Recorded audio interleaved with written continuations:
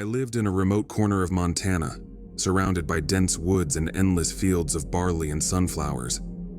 The nearest neighbor was over 2 miles away, and the only sounds at night were the rustling of leaves and the distant howls of coyotes.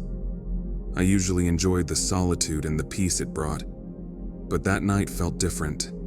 The air seemed heavy, thick with an unshakable tension. It was late, perhaps around 10:30 p.m., after a long and grueling day at work. The house was silent, with only the dim glow of a lamp in the living room breaking the darkness. I was exhausted, yet restless, so I decided to step onto the porch for a cigarette. The night was unnervingly still. The crickets' chirping seemed louder than usual, their sound filling the otherwise silent void. The cool air carried the earthy scent of the fields, and as I leaned against the porch railing, I lit a cigarette. The glowing tip of the cigarette cast a faint red hue in the darkness. As the smoke curled into the night, I stared out into the vast expanse of the fields. The crescent moon cast faint shadows across the landscape. Everything seemed so calm, so normal. But a gnawing sensation began to creep into my mind, a chilling feeling that I wasn't as alone as I thought. I was halfway through the cigarette when it happened. I exhaled a puff of smoke and watched it drift into the air. Instead of dispersing, it clung to something in front of me.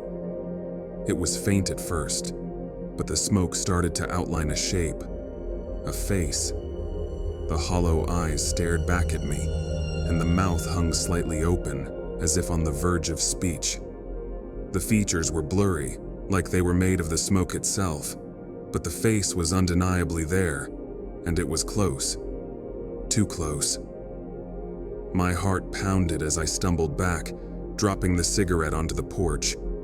The glowing ember fizzled out, but I barely noticed. My only thought was to get back inside to find safety. Spinning around, I rushed to the door, nearly tripping in my panic.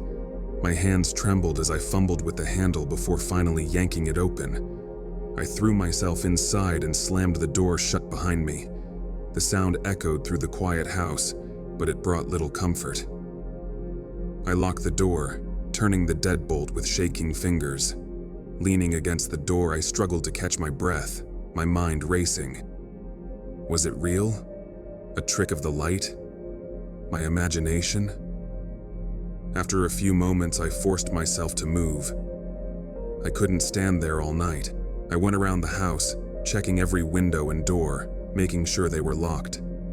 Shadows seemed to shift with each step, and every creak of the floorboard sent chills down my spine. Finally, I grabbed my phone and called the police. My voice was shaky as I explained what had happened. They didn't ask many questions and assured me they'd send someone to check the property. The flash of red and blue lights outside brought a fleeting sense of relief. 2 officers emerged, their flashlights cutting through the darkness as they searched the fields and woods. Minutes later, 1 officer approached the house. He informed me they had found a man lurking near the edge of the woods. They didn't share much else, only that he was being detained. As they led him to their car, I watched from the window. His face remained obscured, his movements eerily calm, almost deliberate. As the patrol car drove away, its lights fading into the distance, I felt no relief, only a lingering unease. Lying in bed that night, I couldn't stop seeing that face in the smoke. It felt like a warning, a promise that this wasn't over.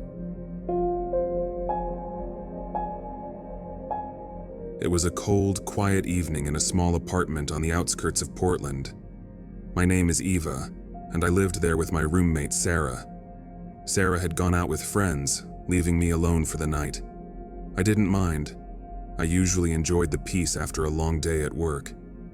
But tonight, something felt off. There was an unsettling stillness in the air, a silence that seemed to press in on me from all sides. I sat on the couch, curled up with a blanket, watching TV. The apartment was dimly lit, the soft glow from the screen casting shadows across the room. Every now and then, I glanced at my phone, hoping to see a message from Sarah saying she'd be home soon. But my phone stayed silent. The night dragged on, and an uneasy feeling began to creep in. The usual sounds of the outside world, cars passing, leaves rustling, seemed to fade away. I tried to brush it off, telling myself it was just my imagination. But as the hours passed, my anxiety grew. Every little noise, the creak of the floorboards, the faint sound of footsteps outside, made me jump. Suddenly, I heard a faint scratching at the front door. My body froze, my heart pounding in my chest. The sound grew louder, more insistent. Someone was trying to get in. I stood slowly, trembling with fear, my mind racing. Should I call the police? Should I run? Before I could decide, the door burst open with a deafening crash. I screamed, my hand flying to my mouth to muffle the sound. A man stood in the doorway, his broad frame silhouetted against the darkness outside. I couldn't see his face, but his presence was menacing. For a moment, he just stood there, staring at me as if deciding what to do next. Instinct took over. I darted into the kitchen, my only thought to find something to defend myself. The man didn't move right away, giving me a few precious seconds to grab a knife from the counter. My hands shook so badly that I almost dropped it. I crouched behind the counter, gripping the knife tightly, trying to stay as silent as possible. The man's footsteps echoed as he entered the apartment. He moved slowly, deliberately, the floor creaking under his weight. My heart raced, and I could barely breathe. Then, his footsteps stopped. The silence was unbearable. Had he left? Was he still in the apartment? Suddenly, I heard the sound of something being knocked over in the living room. My heart skipped a beat. I had to act fast. I scrambled to my feet and ran to the bedroom, clutching the knife.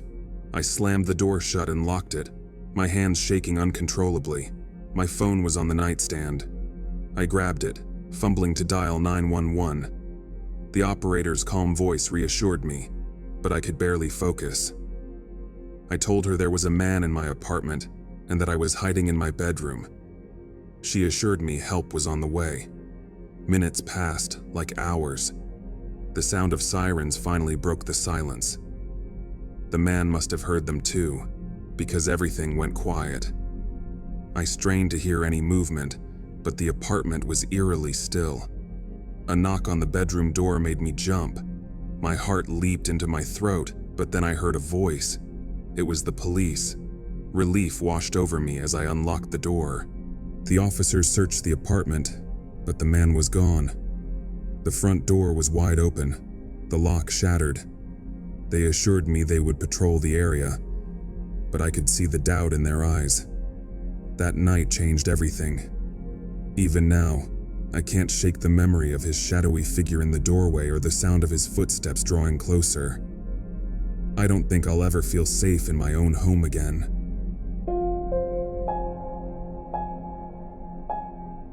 I came home from work, exhausted from the long day.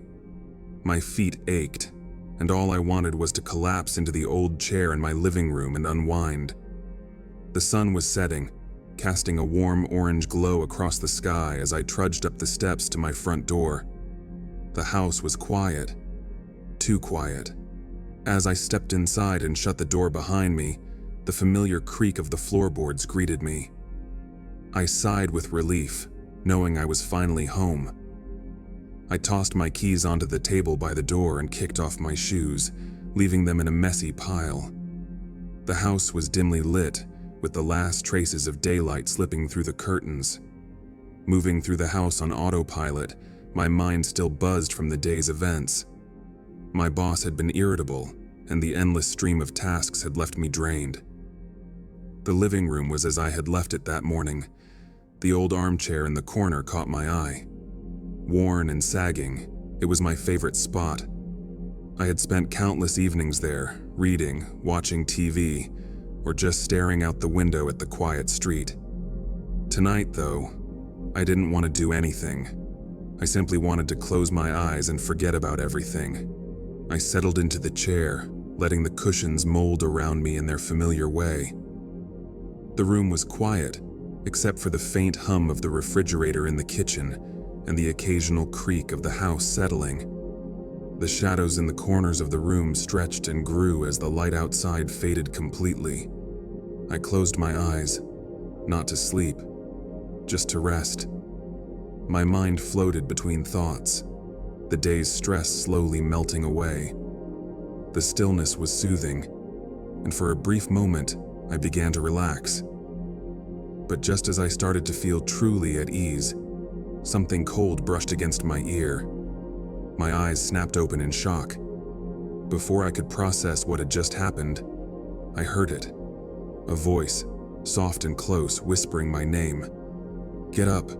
You have to get up now." The words sent a jolt of fear through me. The voice was so real, so close, as if someone were leaning over my shoulder. My heart pounded as I sat up, my eyes scanning the room. It was empty. The armchair across from me was vacant. The coffee table was undisturbed. Yet the shadows that once felt harmless now seemed oppressive, hiding something unseen. I stood on shaky legs, trying to steady myself. The room felt colder now, the air heavy with a sense of unease.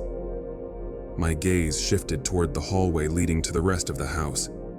It loomed ahead, dark and foreboding. My bedroom door was slightly ajar. I couldn't remember leaving it that way, but the gap seemed to beckon me. I took a hesitant step forward, then another. The floor creaked underfoot, the sound echoing in the silence. My breath came in shallow bursts as I approached the bedroom door. I pushed it open with trembling hands, half expecting to see someone, or something, waiting for me. The room was empty. My bed was unmade, the sheets twisted from the night before. Clothes I had tossed over a chair still lay where I'd left them. Everything seemed normal, yet nothing felt right. I backed out of the room, retreating down the hallway with my heart racing. The sense of dread was overwhelming. I hurried back to the living room, desperate to escape the cold and darkness clinging to me. Even with the lights on, the fear didn't leave.